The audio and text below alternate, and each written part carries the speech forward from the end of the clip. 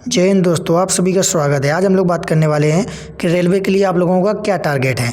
देखिए, मेरे जो एग्ज़ाम है टारगेट में टेक्नीशियन, आरपीएफ, एनटीपीसी और जेई हैं। मैं रेलवे ग्रुप डी सिलेक्टेड हूँ और आप लोग मेरा टारगेट दे सकते हैं 30/9/2024 का। मेरा जो टारगेट है मैथ, रीजनिंग, साइंस, जीके और स्टैटिक जीके का। चलिए अपना टारगेट स्टार्ट करते हैं। देखिए, सुबह के टाइम हम लोग 5 बजे जाकर रनिंग करने जाते हैं और रनिंग के बाद फिर ये नाश्ता होता है हमारा जो 6 बजे के आसपास हम लोग करते हैं। किशमिश है, मूंग है, चने हैं, क्योंकि मेरा यूपी पुलिस में भी सिलेक्शन हो चुका है, जिसकी वजह से यूपी पुलिस में अभी भी मेरी रनिंग बची हुई है, तो मुझे रनिंग भी करनी है। तो रनिंग के साथ साथ मैं आरआरबी एनटीपीसी एग्ज़ाम की प्रिपरेशन कर रहा हूँ और मेरा टारगेट एनटीपीसी ही है, क्योंकि रेलवे ग्रुप डी में सिलेक्शन के बाद अब मेरा सिर्फ एक ही टारगेट है, या तो एनटीपीसी या तो सीजीएल। तो चलिए जो अपने टारगेट बनाया है उसको अचीव करते हैं। देखिए, मेरे टारगेट हैं जो मैंने सिलेबस चूज किए हैं, मैथ, रीजनिंग, साइंस और जीके, इन सभी को हम लोग आज कवर करेंगे, क्योंकि रेलवे में कोई भी पेपर हो यही चीज़ें पूछी जाती हैं। और आज के दिन का जो मेरा टारगेट है, मैथ में सिंप्लीफिकेशन, रीजनिंग में एनालॉजी, साइंस क्लास 9th की जो पहला चैप्टर है और जीके में एशियन हिस्ट्री और स्टैटिक जीके का एक टॉपिक, इतना आज में हम लोग कवर करेंगे। देखते हैं आज हमारा टारगेट अचीव हो पाता है कि नहीं। और एक एक चीज़, तो चलिए अपनी एशियन हिस्ट्री शुरुआत करते हैं। और मेरे पास जो बुक है वो मैं आप लोगों को दिखा देता हूँ। मेरे पास ये महेश बरनवाल की जीके की बुक है और इसी से मुझे पढ़ने में बहुत मज़ा आता है। आप लोग देख भी लेना, बहुत कलरफुल बुक है और बहुत अच्छी लगती है। इसका कंटेंट भी बहुत अच्छा है, मतलब इम्प्रेसिव कंटेंट है, क्योंकि इससे फंसता भी है और एनसीईआरटी बेस्ड है। सबसे मज़ेदार बात है, तो एनसीईआरटी पढ़ने में भी बहुत मज़ा आता है। तो आज हम लोग सबसे पहले हिस्ट्री का प्राचीन भारत से शुरू करेंगे। तो प्राचीन भारत का भी एक लॉजिक है, मैं कभी प्राचीन भारत शुरुआत से नहीं तैयारी करता हूँ। प्राचीन भारत को मैं हमेशा आगे से बीच से, जहाँ महाजनपद दिया हुआ है वहाँ से शुरू करता हूँ, क्योंकि फिर बहुत बोरियत होने लगती है। तो चलिए महाजनपद से हम लोग अपना टारगेट स्टार्ट करते हैं। पहले हम हिस्ट्री पढ़ेंगे महाजनपद से। देखिए, अगर आप लोग महाजनपद से शुरू करेंगे तो आपका मन कभी भी बोर नहीं होगा, क्योंकि हड़प्पा और सिंधु घाटी सभ्यता जब पढ़ना पड़ता है ना, तो हिस्ट्री से मन बोर हो जाता है। फिर आप क्या करोगे, हिस्ट्री तो उठा के रख ही दोगे, तो पूरे दिन के टारगेट भी पूरे नहीं हो पाएंगे। तो हिस्ट्री पढ़ने का बेस्ट तरीका है, जो प्राचीन भारत आप पढ़ते हो उसको महाजनपद से शुरू करें।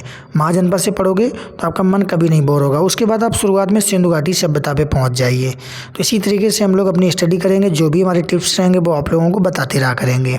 उसके बाद अब आप लोग देख सकते हैं, जैसे ही हमारा प्राचीन भारत पूरा ख़त्म हुआ, मध्यकालीन आया।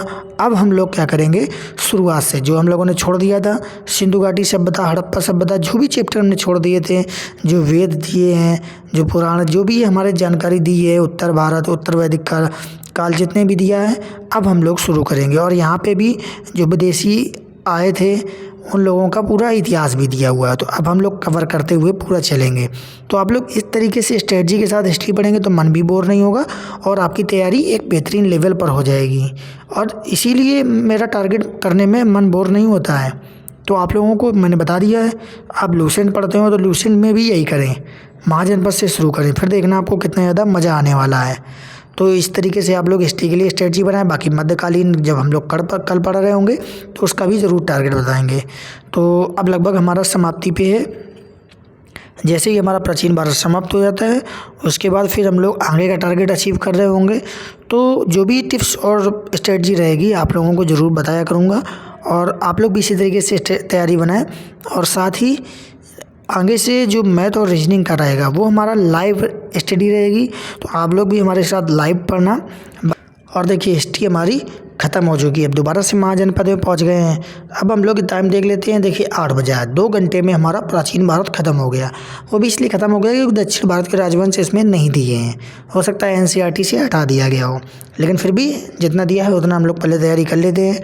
उसके बाद अपना देख लेते हैं कि हमें नेक्स्ट टारगेट जो साइंस के लिए रखना है वो क्या रखना है। साइंस के लिए हमने आपको बताया था पहले ही। देखिए, साइंस जीके का तो हमारा हो गया। अब साइंस का जो टारगेट बताया था हमने, क्लास 9th का एनसीईआरटी का जो फर्स्ट चैप्टर है वो पढ़ना है। तो बहुत से लोग क्या करते हैं, एनसीईआरटी की साइंस ले लेते हैं, महेश बरनवाल की ले लेते हैं और उसी की तैयारी करते हैं। लेकिन हम लोग तैयारी करेंगे एनसीईआरटी 9th और 10th से। देखिए 8:03 हो गया है, बीच में हम लोगों ने 10 मिनट का गैप लिया है, क्योंकि जो हिस्ट्री का पहला पार्ट था प्राचीन भारत वो थोड़ा जल्दी ख़त्म हो गया था। तो अब आप लोग देख सकते हैं ये एनसीईआरटी की 9th है, जो हमारा पहला चैप्टर है हमारे आसपास के पदार्थ। तो ये पहला चैप्टर पढ़ लेते हैं। और आप लोगों को मैं बता दूं कि एनसीईआरटी में ज़्यादा पढ़ना नहीं है, क्योंकि आपको सिर्फ अपने एक एग्ज़ाम बेस्ड पॉइंट छाटने हैं, तो ये बहुत जल्दी ख़त्म हो जाती है। अगर मैं बात करूं, जो पहला चैप्टर है मुझे ख़त्म करने में 45 से 50 मिनट लगे थे और बहुत अच्छे से एक एक पॉइंट मैंने पढ़ लिया था। तो आप लोग इसमें परेशान ना हो, मुझे लग रहा था कम से कम 2 घंटे लगेगा। अगर 2 घंटे पढ़ लिए तो 2-3 चैप्टर ख़त्म हो जाएंगे इसके। तो मैं अपना नोट्स भी तैयार कर रहा हूँ, तो जो बार बार किताब इतनी पढ़ना नहीं पड़ेगा, पॉइंट छाटना नहीं पड़ेगा, तो आगे और मज़ा आने वाला है। आप लोगों को भी मैं बताऊँगा कि मैंने क्या क्या इंपॉर्टेंट पॉइंट्स लिखे हैं। और साथ ही आप लोगों को मैं बता दूँ कि हम लोग 1 लाख प्लस प्रश्न लाइव साइंस के करने वाले हैं, और साथ में जीके के 1 लाख प्लस प्रश्न लाइव ग्रुप स्टडी करने वाले हैं। तो आप लोगों को वो सारे प्रश्न लाइव में मिल जाएंगे। तो आप बताना टाइम 5 बजे रखना है कि 6 बजे, कौन सा टाइम बेस्ट रहने वाला है। तो साइंस का भी हमारा जो चैप्टर है वो लगभग कंप्लीट होने वाला है। और आप लोग देख सकते हैं बहुत ही मज़ा आता है एनसीईआरटी की साइंस पढ़ने में, क्योंकि प्रैक्टिकल भी दिए होते हैं। और प्रैक्टिकल अगर दिया हो थ्योरी में तो उसकी बात ही अलग रहती है, अलग अनुभव, अलग एक्सपीरियंस होता है। तो एनसीईआरटी पढ़ने में ज़्यादा मुझे टाइम नहीं लगा, तो हो सकता है कि मैं अपना टारगेट बढ़ा दूं, लेकिन फर्स्ट बार पढ़ रहा हूं काफ़ी समय बाद, तो इसलिए मैंने अपना टारगेट नहीं बढ़ाया। एक एक चैप्टर करके भी ख़त्म करेंगे। तो इसमें 17-18 चैप्टर हैं, बाकी 17-18 10th में हैं। 1-1.5 महीने में तैयारी हो जाएगी। तो अब देखिए हमने साइंस पूरा कंप्लीट कर लिया है लगभग। अब हम लोग जो अपना टारगेट है अगला, मैथ या रीजनिंग में से कोई एक चीज़ कर रहे होंगे।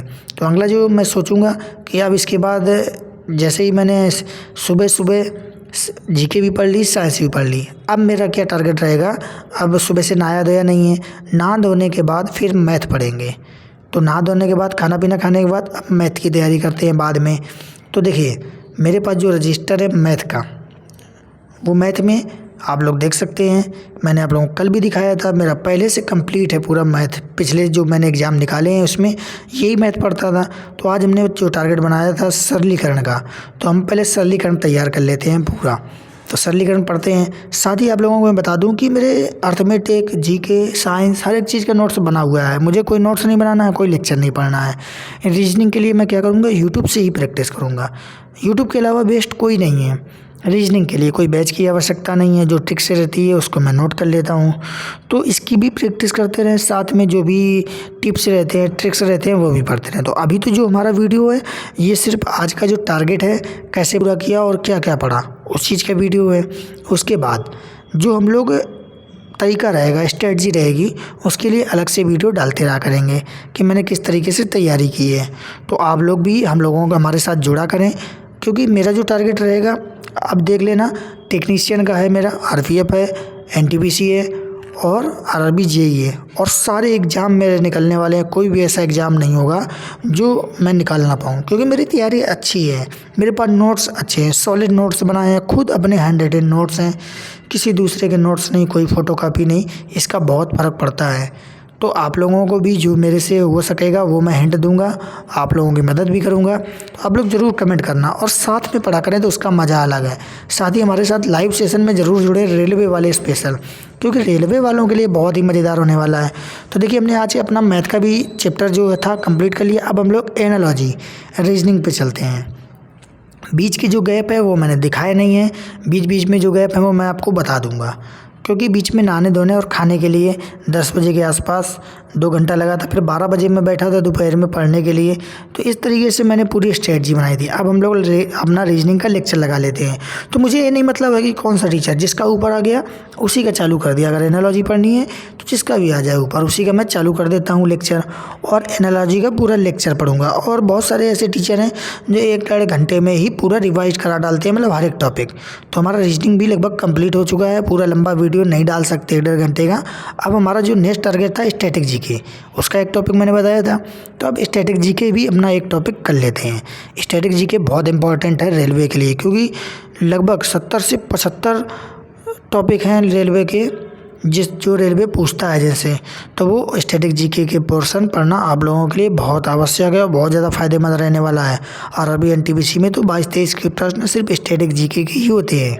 तो आप लोग भी इसी तरीके से स्टैटिक जीके की तैयारी करें। और अगर आप लोगों ने नोट्स ना बनाए हो तो आप ज़रूर बताएं, तो आप लोगों को नोट्स बता दिया जाएगा कि किस तरीके से मैंने नोट्स बनाए और किस तरीके से मैं तैयारी करता हूँ।